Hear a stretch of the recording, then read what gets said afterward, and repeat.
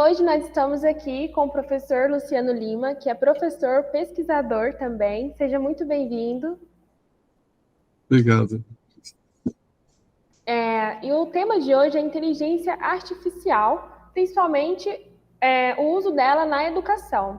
Professor, o que é exatamente a inteligência artificial e como que ela é usada na educação hoje em dia? Hoje está muito na moda as inteligências generativas, né, que a gente chama de LLMs, né, Large Language Models, como o GPT, como o Bard, como o Claude e outras linguagens que passaram, então, a ficar sob o domínio público, muita gente utiliza, né? Então, gerando imagens, gerando vozes, gerando música, gerando histórias, né? Inclusive conteúdo, né? Essa é a parte da preocupação dos professores, que o sistema passa a gerar conteúdo para aulas e assim também gera resposta de alunos para professores, e quem é que realmente está fazendo o trabalho, seria a máquina ou seria o homem. Então essa é a grande polêmica, né? Porque a inteligência veio facilitar muito os dois trabalhos, tanto da parte acadêmica, né, de professores que precisam de um pouco de tecnologia, porque o tempo está curto, as pessoas têm uma formação deficiente hoje no país inteiro, isso não sou eu que estou falando, isso são os jornais, as estatísticas, nós estamos com uma deficiência na fábrica de professores, e essas inteligências, como tem guardado nela tudo que aconteceu nos últimos 50 mais anos aí, ela pode ajudar o professor a tirar algumas dúvidas e ser um copiloto na hora de produzir material, né? E pronto, para o aluno também, ele deveria usar isso como um copiloto, como algo para ajudar e não como uma decisão definitiva, né? Então, teve esse boom nas inteligências, onde em fevereiro foi o primeiro cara a falar que esses sistemas não são inteligentes, né? Eles são classificadores. Eles pegam toda a informação que está na internet durante décadas e faz uma busca melhor do que você, em linguagem natural, do que você faria procurando no Google ou em outras plataformas, né? Da Microsoft ou do Bing, seja o que for, né? As buscas ficaram melhor que você passou a conversar como um amigo, amigavelmente, né? Com o computador, né? Através dessas novas inteligências, e com isso você obter respostas. O grande problema é, as respostas que obtenho são verdadeiras ou não são? Posso confiar ou não posso? Né? Até quando esse material é meu ou não? Né? É moral, é ético? Então, entra vários problemas nesse fator. Né? Mas uma coisa que eu posso já te afirmar é que inteligente, pela definição da palavra, esses sistemas não são. Mas são grandes auxiliares ao processo de inteligência. Se você interagir a sua inteligência natural com essa inteligência de classificação de informação com linguagem natural, o sucesso realmente é muito bom em várias áreas. Certo. E como que o senhor acha que essas inteligências artificiais elas estão transformando a forma como os alunos aprendem e a forma como o professor ensina também? Porque o senhor pontuou que deveria servir como um auxílio, né? Mas Sim. hoje a gente sabe que muitas vezes não está se tornando a pessoa principal ali desse processo, né? De aprendizado. Como que o senhor acha que está sendo transformado? O grande problema é que nós ainda estamos naquela fase do boom, as pessoas estão assim, extremamente motivadas, né, assim, alucinadas com o uso disso, que você cria figuras, cria tudo que você quer, imagens, até músicas, histórias, você escreve histórias sozinhas usando esse material. E com isso, então, o uso indiscriminado por pessoas que não têm competência numa área podem causar certos danos, né? Se o cara não, por exemplo, um médico uma pessoa, por exemplo, que é otorrino, não vai usar isso para, por exemplo, ortopedia, ele não é especialista em ortopedia, então ele não sabe se a informação que ele está recebendo está correta. Então, essas inteligências deveriam ser utilizadas por pessoas especializadas em cada área. Aí, se eu for especialista como professor de geografia e usar a inteligência para fazer produto de geografia, eu vou ter excelentes trabalhos, porque eu vou poder julgar se o que ela está me ajudando como copiloto, ou seja, chama exatamente esse é o nome, Copilot, eu vou usar a inteligência, mas ela como copiloto meu para me ajudar a buscar as figuras mais relevantes, porque as IAs hoje leem as figuras. Quero uma figura que possui isso e isso. Ela vai lá e procura uma figura com isso. É mais fácil do que eu sair procurando, e eu ganho muito tempo com isso para me poder, então, dedicar mais à parte didática, aos alunos, ao conteúdo exatamente. Né? Eu quero um conteúdo com tal figura, com tal coisa, você consegue isso rapidamente da IA. Mas se eu não for especialista, eu não sei se o que ela me entregou, ela realmente é verdadeira, porque um outro nome técnico que ela fala é que essas inteligências hoje alucinam. De vez em quando ela não acha uma resposta, ela cria uma resposta para você. Então, ela é muito boa desde que você seja especialista na área que você está usando. Por enquanto, não. Todo mundo quer usar para todas as áreas. O cara quer usar para psicologia, quer um psicólogo, quer ser médico, quer ser... O cara acha que com essa inteligência ele vai ser qualquer coisa.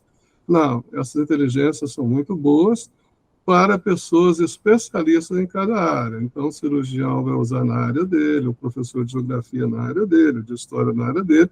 Se ele tiver mais de uma competência, então ele pode usar essa inteligência, no caso do ensino, que é o nosso foco hoje, mas exclusivamente na área dele, não avançar para as áreas do outro ou convidar alguém especialista da área. Então, ela é um copiloto, e você também tem de ter um copiloto técnico que entende do assunto para saber se o que está sendo gerado pelas essas novas inteligências, né, está correto ou não. Você não pode simplesmente um aluno entregar um trabalho que ele pegou sem ler, sem entender e enviar ao professor. Esse é o menor problema, que se o professor ler, ele vai ver que está errado e corrige.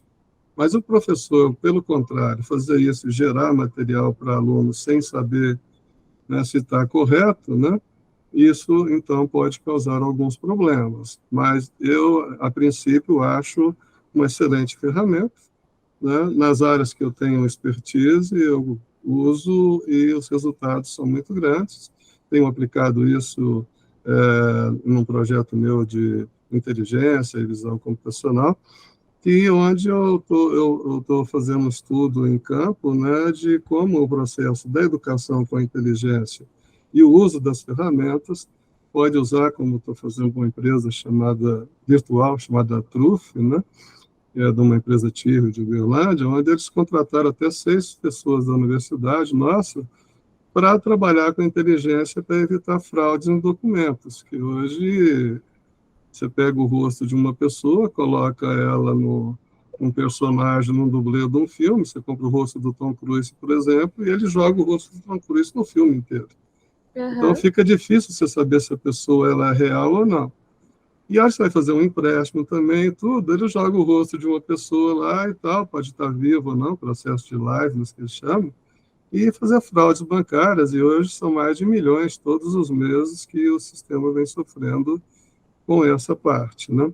Então, o ensino tende a abordar, né, essa parte de como você usar adequadamente, né, como um especialista, e como testar se a resposta que você está obtendo é uma boa resposta, né? Resumindo rapidamente, você nunca deve usar uma inteligência só. Uma inteligência gera, depois você pega uma outra inteligência e manda ela analisar se o que a outra fez certo. Aí você pega uma contra a outra para ajudar a filtrar, se você não for um especialista muito bom. Com isso, você tem um resultado já mais adequado, né? Então, usar a própria inteligência contra ela mesma, um antagonista da outra sempre, nunca ela sozinha, para que você tenha uma informação que já tem uma crítica feita pela própria inteligência. E para o senhor, quais são os impactos no sistema educacional com o uso dessa ferramenta, da inteligência artificial e dessas outras tecnologias? Eu vejo o lado positivo, por exemplo, nós temos um sistema, que eu passei um link aí para você, de geração automática de material didático, né, onde o professor entra com a ementa melhor possível que ele faz da vida, né, e coloca os tópicos. Então, trigonometria, ele quer só triângulo, retângulo, então ele pega e gera material só sobre triângulo, retângulo. Na hora que o aluno for ver o material é gerado para cada aluno diferente. A inteligência gera para cada aluno um material só daquilo que ele não sabe. Ele não precisa ler 200, 300 páginas, ele vai ler só o que ele precisa. e também só o que o curso precisa, né? E muito bem detalhado, quer dizer, você consegue gerar material personalizado em 0 segundos para o aluno, e o professor pode fazer o melhor material que ele quer, que o filtro vai ser o aluno que vai demandar o que ele precisa aprender no processo, fica democrático, que é uma coisa que a gente quer no ensino, né? Então, ele pode escolher o que ele quer aprender e o sistema vai e busca no banco do professor aquilo que ele acha adequado para o curso para ele. E a inteligência ajuda o professor a colocar a linha básica do que ele quer e enxertar lá todo o conhecimento, figuras e coisas que levaria muito tempo. Como gerar figuras é uma coisa que demora 1 hora, meia hora por figura para você fazer algo extremamente bem feito, né? Hoje não, você não precisa ficar preocupando em comprar uma figura que ela gera para você, né? Você vai refinando a pergunta até que aparece exatamente aquilo que você quer. Então, desde a parte de geração do material didático, como chega em aula, por exemplo, na escola pública, o outro, começa os alunos a fazerem uma bagunça, alguma coisa, se você já traçou o perfil dos seus alunos numa dessas inteligências, você fala, e agora? Estão me jogando cadeira, não sei o quê, tal, o que eu faço nesse momento para normalizar a minha sala de aula? O sistema entra com todos os psicólogos que o mundo já existiu e tenta dar uma solução para a pessoa começar a tomar alguma decisão.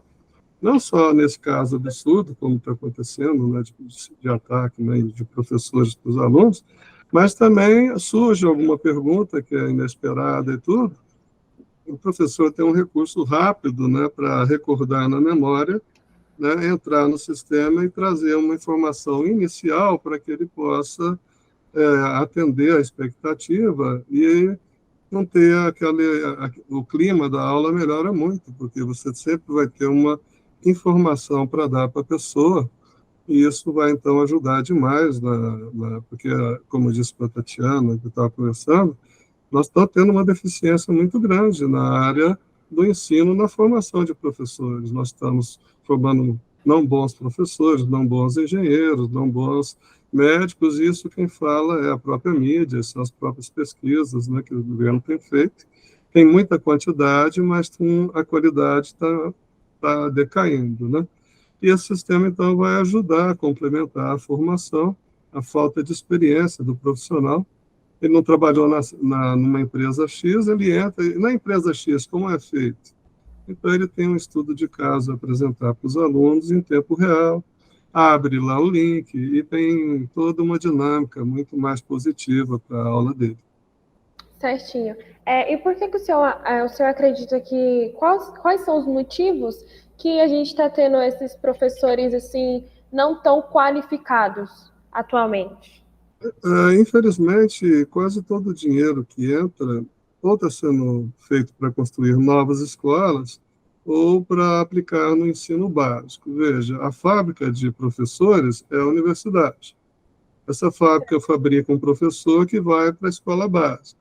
Se ela não tem dinheiro, a faculdade, e equipamentos e tecnologias para formar um bom professor, ele vai para o ensino básico, não adianta jogar dinheiro no ensino básico, porque quem vai ser o coordenador da produção de novos profissionais, os novos alunos, é o professor que foi mal formado, por exemplo, né?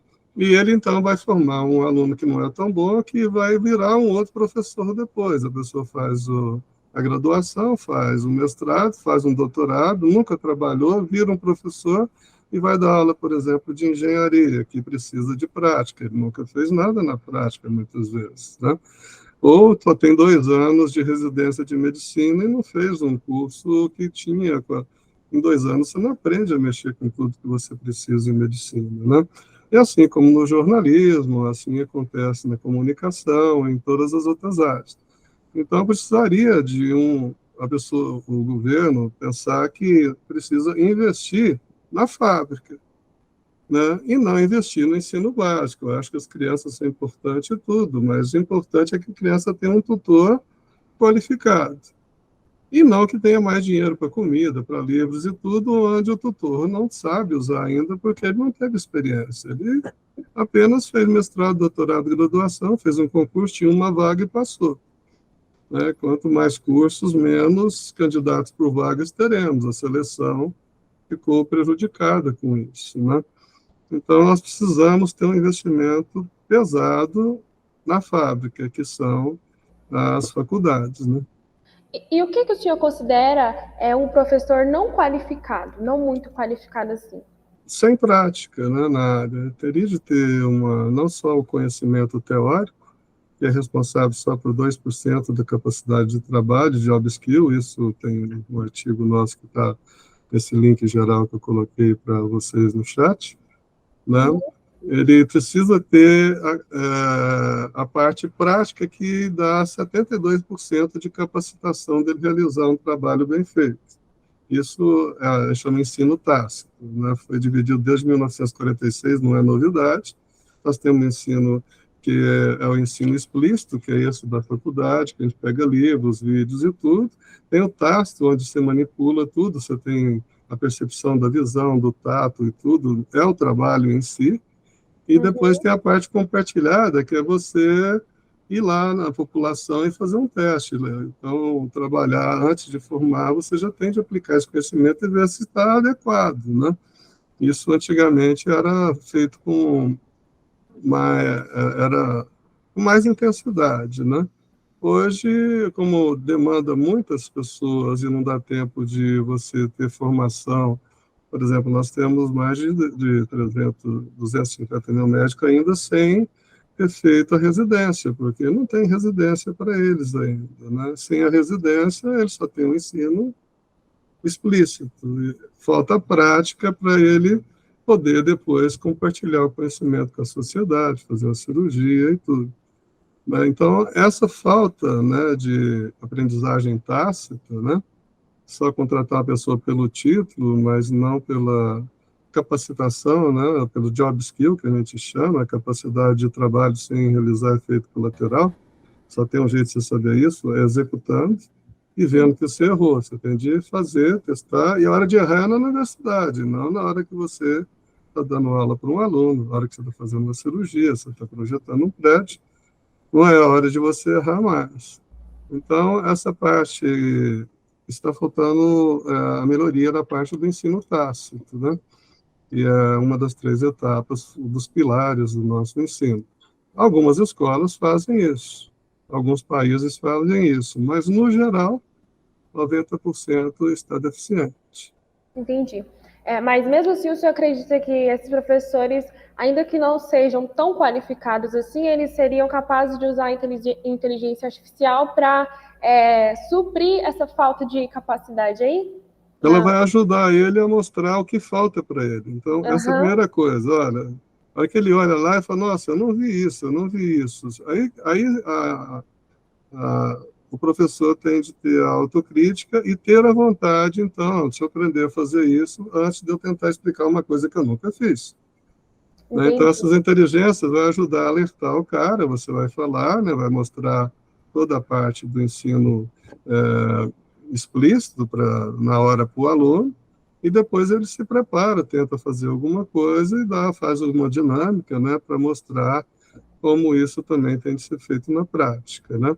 Então, essa inteligência também vem a ajudar ao professor entender que tem lacunas. Né? E quais lacunas são? E deveria ajudar também os professores, os ministros e todos a verem quais são as lacunas. O que está faltando? E não simplesmente fazer uma pesquisa de campo só. Né? Olha, essas inteligências vieram trazer o conhecimento do mundo inteiro. Né? Então, ela classifica tudo que você precisa e falta, fala, eu já tenho isso, o que é que me falta? Você fizer essa pergunta, ela vai poder listar para você 1, 2, 50 itens do que te falta para que você possa fazer um bom profissional ou um melhor trabalho. Então, acho que isso vai melhorar muito o ensino, né? Se a pessoa usar como autocrítica. E a vantagem é que ela pode ter humildade máxima, não tem bullying, não tem ninguém vendo ela falar que não sabe e tal. Ela passa agora a ter a abertura completa para se questionar com as inteligências o que é que eu não sei, o que é que eu preciso. Coisa que na prática a pessoa não faz, porque ela vai achar que o professor vai falar, fulano não sabe disso, vem me perguntar isso, o médico não sabe isso, eu que ensinei para ele. Então, essa parte dessas distorções cognitivas, que é o termo certo, né, usado pelos psicólogos, né, vai ser muito minimizada, né, com essas inteligências.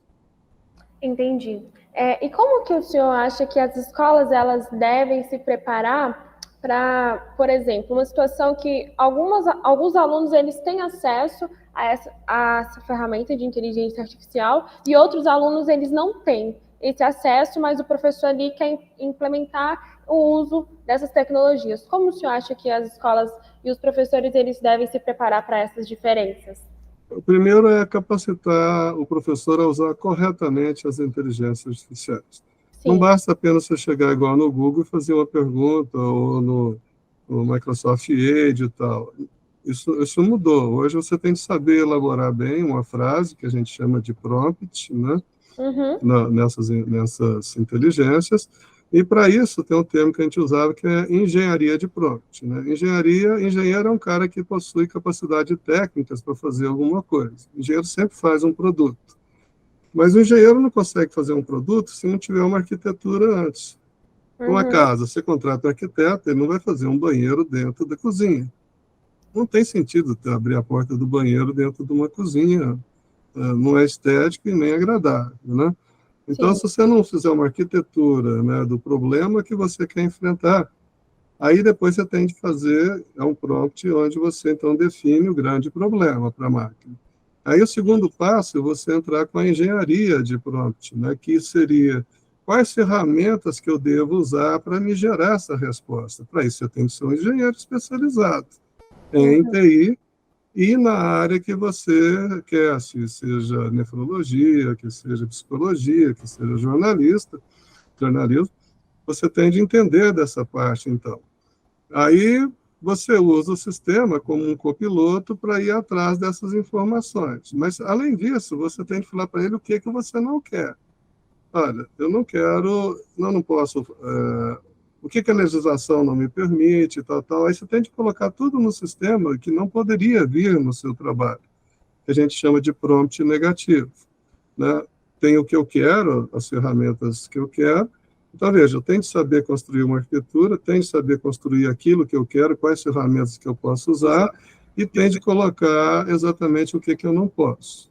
Então, as escolas precisam, então, agora ter um treinamento de especialistas, que eu, por exemplo, sou um deles. Eu tenho feito um trabalho com empresas, né, na região, na minha pesquisa, né, e os resultados têm sido muito bons. Por exemplo, que eu tenho feito é uma empresa que criaram, chama Tio, que aqui em Uberlândia, criaram uma empresa virtual chamada Trufe, onde eu oriento alguns profissionais que foram até meus estagiários, que eles contrataram, para tentar gerar tecnologia brasileira para verificar documentos falsos, né, saber se a pessoa está viva ou não. Agora eles vão querer fazer pagamento com Pix através só de imagem do rosto, onde pode ser burlado pelos fakes, né, de imagem, que a gente chama de deepfakes, né? Uhum. E eles, então, a Trufe está fazendo um trabalho de documentoscopia e de liveness que só uma empresa americana fazia já há alguns anos, e com essas inteligências e o pessoal aprendendo, em menos de um ano eles vão ter produtos melhores do que essas outras empresas que já estão há 10 anos no mercado, né?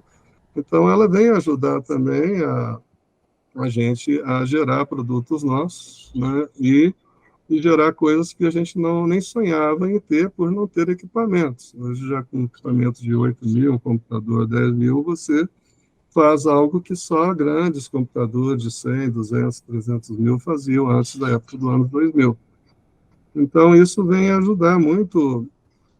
Se você tiver um bom profissional que te ensine a perguntar, né, não é sair perguntando e achar que a resposta sai. Você tem que ter um arquiteto de prompt e um engenheiro de prompt que faça o prompt positivo, o que eu quero, e o negativo, o que eu não quero que esteja visto. Isso, o que Uhum. eu não quero, entra em consideração toda a ética e toda a parte moral, né, e tecnológica que eu não quero que seja agregada à minha resposta. Se você não fizer isso, vai vir uma salada de fruta, né, com tudo que o mundo usa e muitas vezes você não pode usar no Brasil, ou não pode usar na Europa, ou não pode usar em algum país. Então, o que a gente precisa agora é treinar os professores e os professores treinarem os alunos a fazer as perguntas de forma correta. Nas minhas aulas, o computador e o celular fica ligado 100% do tempo, seja o computador mais barato de R$ 200, o celular, ou com um notebook qualquer, todos os meus alunos ficam plugados nas inteligências e no computador 100%. Né? E não atrapalha minhas aulas nenhuma o uso do celular, pelo contrário.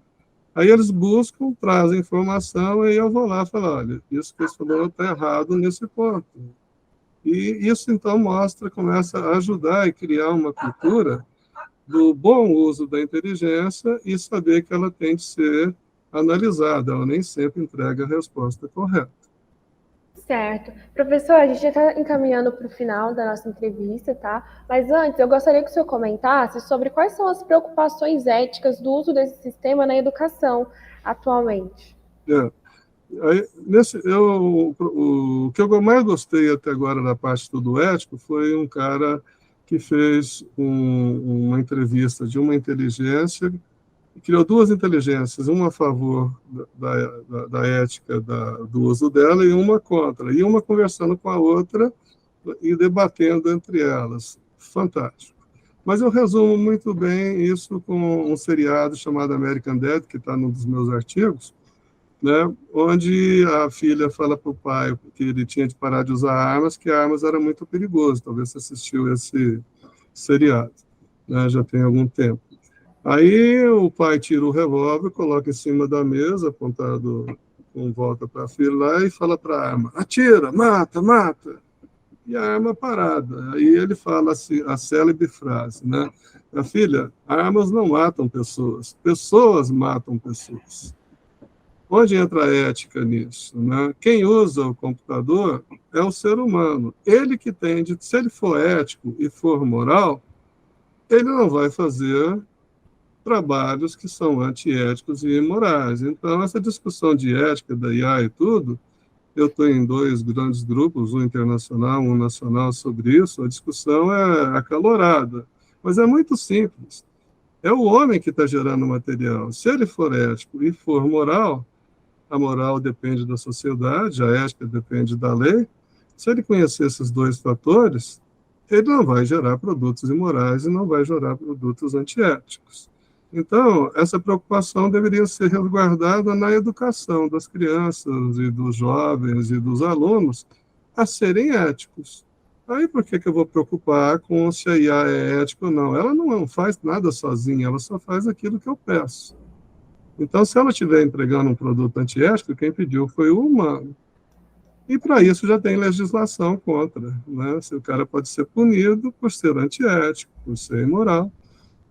Todas as profissões têm o conselho de ética, tem o código de ética, né? Então, é só seguir, não precisa criar tantas leis novas, basta apenas fazer prevalecer as que já existem.